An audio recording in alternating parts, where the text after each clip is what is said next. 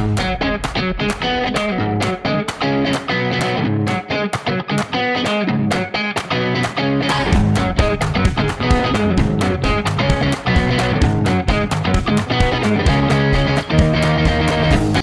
Assalamualaikum warahmatullahi wabarakatuh.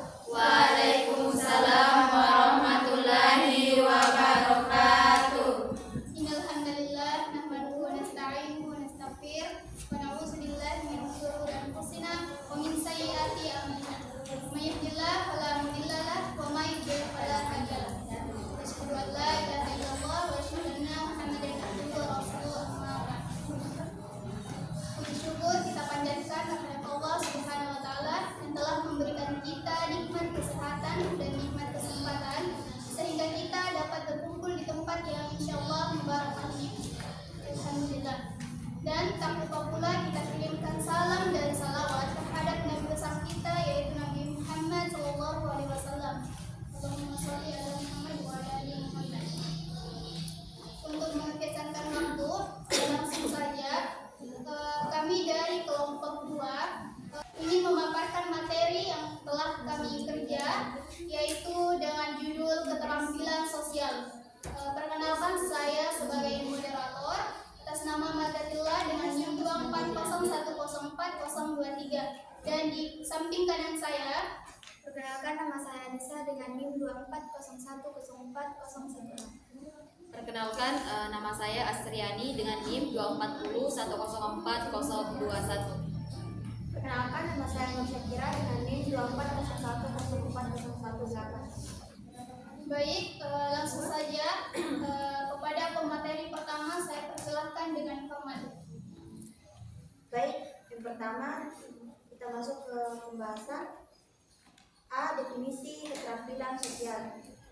Keterampilan sosial atau social skill merupakan bagian penting dari kemampuan hidup manusia. Tanpa memiliki keterampilan sosial, manusia tidak dapat berinteraksi dengan orang lain yang ada di lingkungannya karena keterampilan sosial dibutuhkan dalam hidup masyarakat.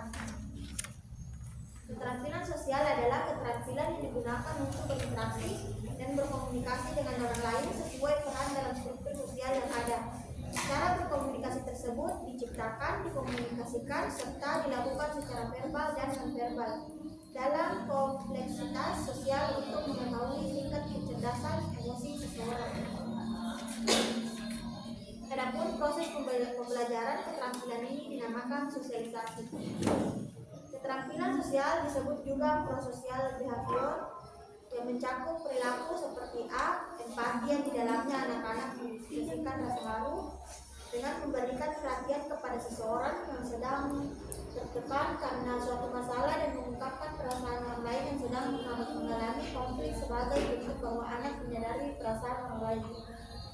B. Kemurahan hati atau dermawan di dalamnya anak-anak berbagi dan memberikan suatu barang miliknya pada seseorang. C. Kesadaran yang di dalamnya anak-anak mengambil giliran atau bergantian dan dapat memenuhi perintah secara sukarela tanpa menimbulkan pertengkaran. D. Memberi bantuan yang di dalamnya anak-anak membantu orang lain untuk melengkapi suatu tugas dan membantu orang lain yang membutuhkannya. Keterampilan sosial merupakan kemampuan untuk mengadakan komunikasi satu individu dengan individu yang lain seperti perilaku yang berorientasi pada tugas, yaitu kemampuan untuk mengambil tanggung jawab, untuk bekerja dan bekerja sama dalam kelompok, menjadi kreatif dalam bekerja, dan berusaha untuk mendapat kualitas dalam bekerja. Baik, saya alihkan kepada materi selanjutnya.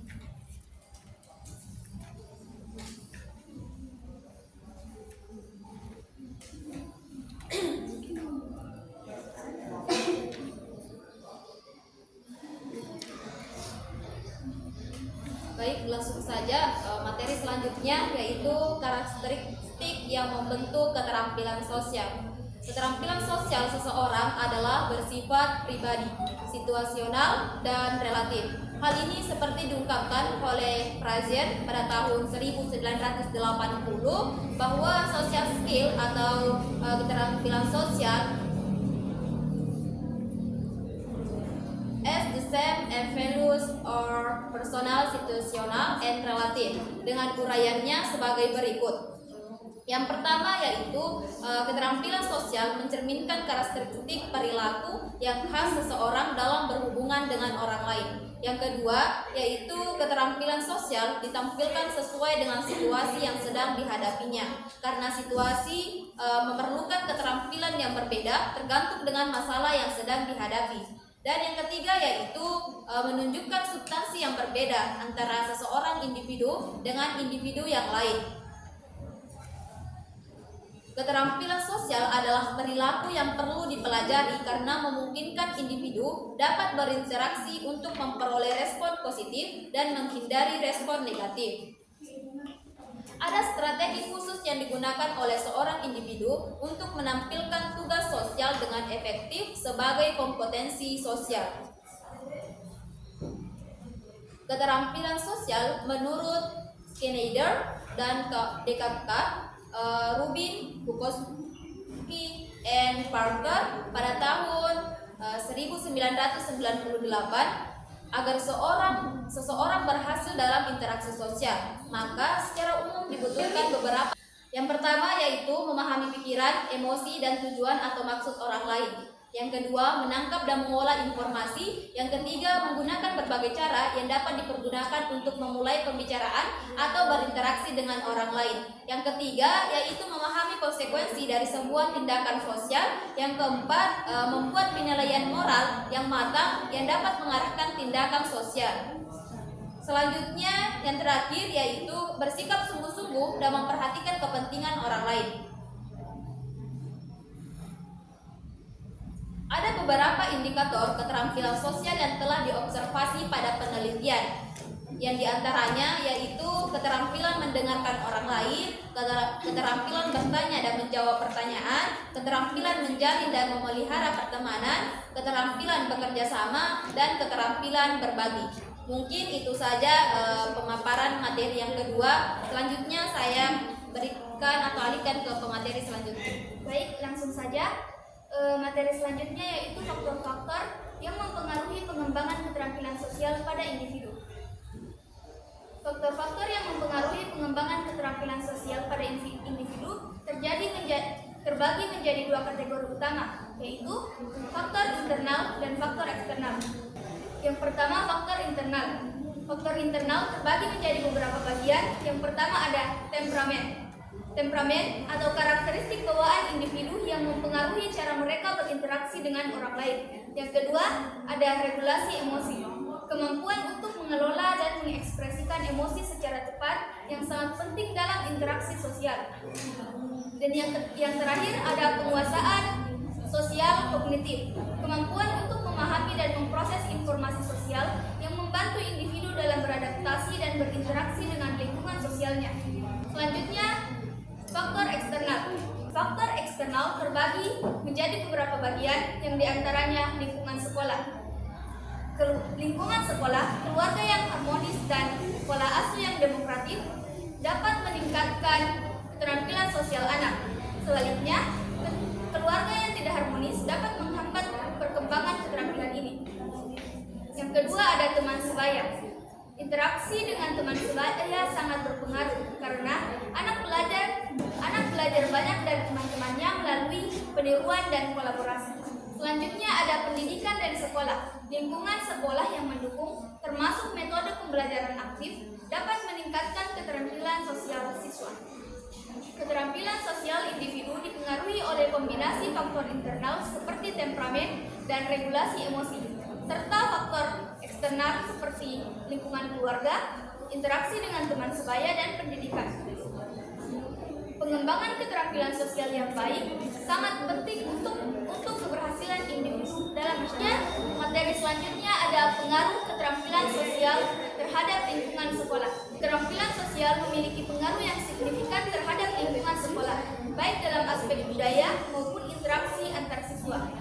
Ada beberapa pengaruh utama, yang diantaranya budaya sekolah yang positif. Keterampilan sosial yang baik, terutama pada kepala sekolah dan guru, dapat membangun budaya sekolah yang positif. Penelitian ini menunjukkan bahwa peningkatan keterampilan sosial di kalangan pemimpin sekolah berkontribusi pada suasana belajar yang lebih baik dan mendukung pengembangan antar siswa. Yang kedua ada interaksi antara siswa. Siswa dengan keterampilan sosial yang baik lebih mampu berinteraksi secara positif dengan teman sebaya. Hal ini menciptakan relasi yang sehat, memudahkan penyelesaian konflik, dan meningkatkan kemampuan kolaborasi dalam kegiatan kelompok. Selanjutnya ada dampak pada pembelajaran. Keterampilan sosial juga berperan dalam keberhasilan akademis siswa. Siswa yang memiliki keterampilan sosial yang baik cenderung lebih mudah memahami materi pembelajaran dan berpartisipasi aktif dalam kelas, sehingga meningkatkan hasil belajar mereka. Secara keseluruhan, keterampilan sosial tidak hanya mempengaruhi individu, tetapi juga membentuk dinamika keseluruhan di lingkungan sekolah dan serta menjadikannya tempat yang lebih baik untuk berkembang. Baik, itulah hasil pemaparan materi dari saya. Saya kembalikan ke moderator. Baik, kalau itulah tadi pemaparan materi dari kelompok kami. Selanjutnya cara sesi tanya jawab. Yang ingin bertanya silakan angkat tangan, dan untuk pertanyaan dibatasi 2 pertanyaan. Baik, kepada saudari Faradila Godiva dipersilakan. Baik, terima kasih atas kesempatan yang telah diberikan kepada saya. Maka nama saya Faradila Godiva akan memberikan pertanyaan kepada kelompok 2, yaitu bagaimana Anda menunjukkan rasa hormat kepada orang dengan pendapat berbeda. Baik, terima kasih. Untuk pertanyaan yang kedua, baik, dipersilakan kepada saudari Nuraila. Baik, terima kasih atas kesempatan yang telah diberikan. Sebagaimana yang telah disampaikan tadi bahwa faktor-faktor yang mempengaruhi pengembangan keterampilan sosial ada 2 faktor, yaitu faktor internal dan eksternal. Nah, yang menjadi pertanyaan adalah bagaimana temperamen dapat mempengaruhi cara individu berinteraksi dengan orang lain. Baik, saya kembalikan ke moderator. Baik, untuk teman-teman yang mengajukan pertanyaan, terima kasih, dan berikan kami waktu untuk mendiskusikan pertanyaan dari teman-teman. Baik, untuk pertanyaan dari saudari Faradila Godiva akan dijawab oleh saudari Musyafira. Dipersilakan. Baik, terima kasih atas kesempatannya. Sebagaimana tadi pertanyaannya, bagaimana kamu menunjukkan rasa hormat kepada orang dengan pendapat yang berbeda? Menunjukkan rasa hormat kepada orang dengan pendapat berbeda adalah keterampilan penting dalam berkomunikasi. Berikut ada beberapa cara untuk melakukannya. Yang pertama, dengarkan dengan sungguh-sungguh, berikan perhatian penuh saat orang lain berbicara. Ini menunjukkan bahwa Anda menghargai pandangan mereka meskipun Anda tidak setuju. Yang kedua, jangan memotong pembicaraan. Biarkan mereka menyelesaikan pemikiran mereka sebelum Anda memberikan tanggapan. Yang ketiga, gunakan bahasa yang sopan. Pilih kata-kata Anda dengan hati-hati. Hindari bahasa yang kasar atau yang merendahkan orang yang sedang Anda berbicara. Yang keempat, tanyakan pertanyaan. Tunjukkan minat dengan mengajukan pertanyaan yang mendalam tentang pandangan mereka. Yang kelima, temukan kesamaan. Cobalah untuk menemukan titik kesamaan meskipun ada perbedaan. Ini dapat membantu membangun jembatan antara pandangan yang berbeda. Yang keenam, hargai perbedaan. Akui bahwa perbedaan pendapat adalah hal yang wajar dan dapat memperkaya diskusi. Yang ketujuh, jaga emosi. Jika diskusi mulai memanas, cobalah untuk tetap tenang dan tidak terbawa emosi. Ini akan membantu menjaga suasana tetap konstruktif. Yang kedelapan, berikan umpan baik yang konstruktif. Jika Anda ingin memberikan tanggapan, lakukan dengan cara yang membangun, bukan merendahkan. Baik, itu saja jawaban dari saya. Saya kembalikan kepada moderator. Kepada saudari Faradila Godiva, apakah jawabannya diterima atau ada sanggahan? Baik, terima kasih atas jawaban saya terima. Baik, terima kasih. Baik, untuk kepada saudari Ella akan dijawab oleh saudari Risa. Baik, terima kasih atas kesempatan yang diberikan. Langsung